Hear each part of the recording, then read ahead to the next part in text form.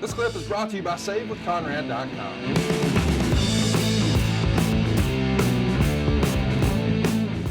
Well, it is. He's going to give notice on January 10th. Meltzer would write that he'd be leaving for the WWF, turning down a contract believed to be between $1,500 and $1,800 per week.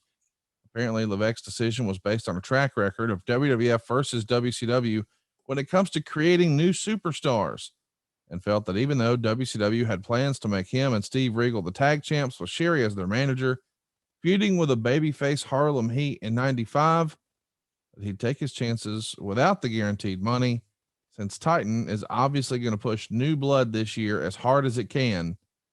You know, Jim, it's been said a lot in business that timing is everything. And I got to think, I mean, obviously, we know with the benefit of hindsight, he made the right call.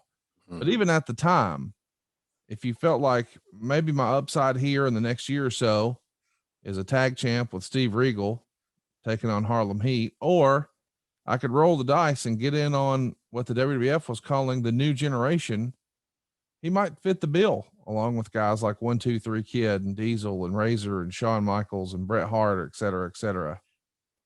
He was brave enough to forsake what wasn't really an overwhelming downside guarantee. You know, he wasn't walking away from, you know, six figures plus. He was walking away from $1,500 a week. So I don't know how much of a gamble it was, but you know, we believe we had high hopes in him. We at WWE. I think JJ Dillon actually signed him, but it wasn't like it was a recruiting thing. He gave us notice, came to us, said, "I'd like to go to work." So I think JJ closed that deal before he left.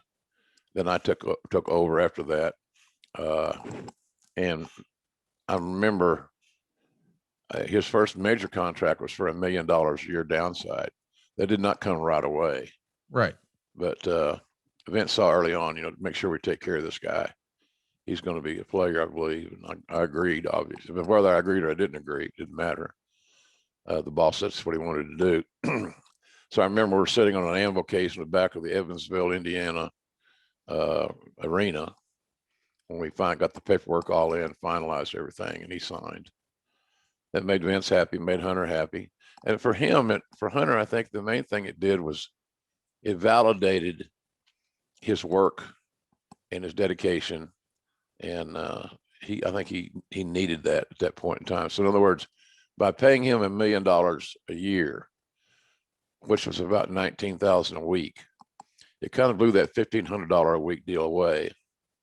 If you can, you know, if you get me my math on that deal, and it let him see that he had arrived. The company had great confidence in him at that point in time. That was a few years later. We'll get to that, but I don't know how big a gamble it was.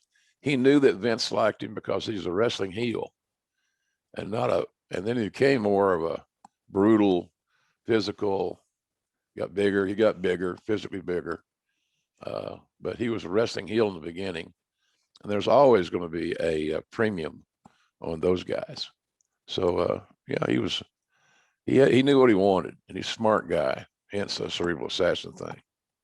I feel strongly that saving money is important. You know, if it's not something we worry about now, boy, we are really going to worry about it later. And I want to help you get out of debt faster and do it with cheaper monthly payments. I'm talking to you if you're in a 30-year loan. Now is the time to take years off of your loan. We're routinely helping our listeners cut 5, 10, even 15 years off their loan. And you can do this without perfect credit, with no money out of pocket. You've just got to start at SaveWithConrad.com.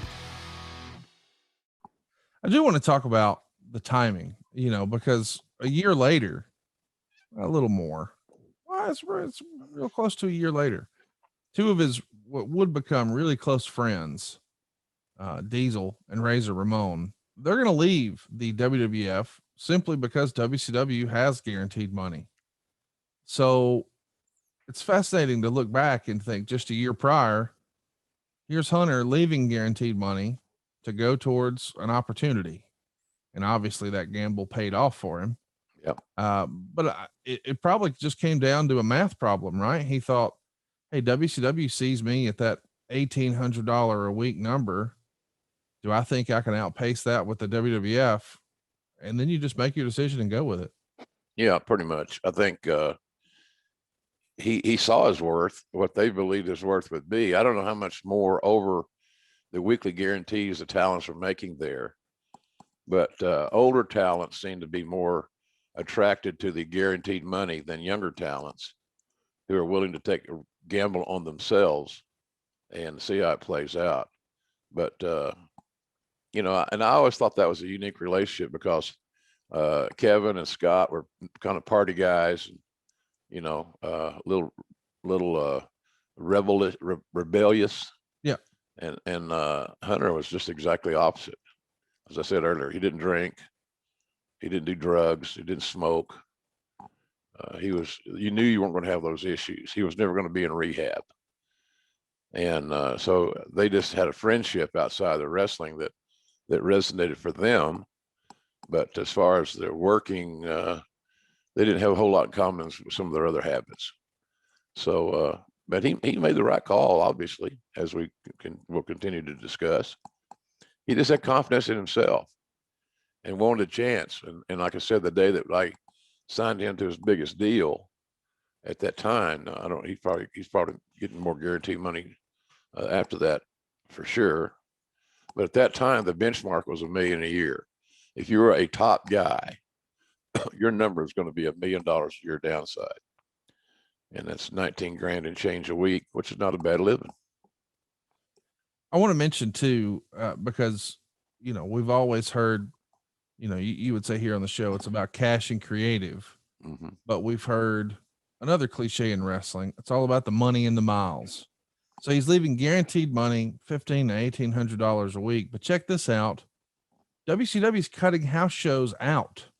So theoretically, you're going to get to work less. And he's going to the WWF to work more dates. And he's done interviews where he talked about, hey, that's what I wanted to do. I wanted to work. He was actually looking for more work. Now, obviously with that, that means more opportunity in theory. But man, not a lot of folks are lining up to come to the WWF in 95. Business is down in early 95.